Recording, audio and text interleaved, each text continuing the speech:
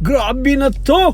Ang bahay dito sa St. Paul, Alberta, Canada, napakamura, 6 bedroom. Oh my God! 3 bathroom. Pero nakikita nyo, napakaluwang, napakaganda, napakaluwang ang lupa sa likod.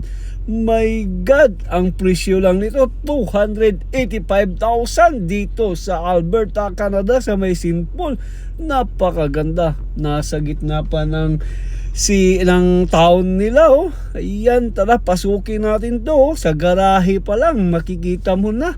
Napakaluwang, 2 sasakyan. Tapos, may separate na entrance yung tawag nito, yung sa ibabaw at saka sa underground. Ayan, oh, napakaganda. Talagang proud na proud ako ipakita sa inyo to, sa bahay na aling Uyuan George.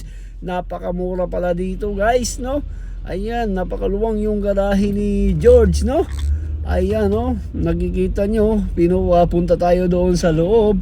At ito ang likod nila, yung sa gilid, oh. Napakaganda. Hindi lang tayo nakapasok, kakaikot sa loob kasi may ibang tao na pinarintahan, eh. Kaya dito muna tayo sa garahe. I-close natin yung garahe kasi sobrang lamig. At ngayon, pasok tayo dito sa entrance nila sa from garahe, pero labas tayo para makita nyo yung entrance talaga.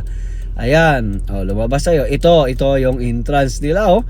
'Di ba? Yan ang entrance nila Uyuan George. At diyan sa gilid ay entrance pa basement. May 3 bedroom yan, may isang washroom. Yan, pinarintahan nila. Napakaganda, guys. Ang monthly lang nito, guys, nasa 1,500 lang. Oh my goodness. Ayan, binigyan pa tayo ng jacket. Napakalamig dito kasi kaya kapalan natin jacket, oh. Ayan, pag saka nyo dyan or panik nyo dyan, makikita nyo yung sala. Ayan, oh, nandyan ang ating uyuan na si Jojo. Ayan, yan ang sala, ang luwang ng sala, guys, no? Napakaluwang at napakaganda dito kasi makikita mo yung dining area, kusina, ayan, lutuan, tapos sala agad. Pagkatapos, yun, ang papasok doon ay na yun, yung mga kwarto na ba? Mga kwarto na ng mga, yung 3 bedroom, dyan na.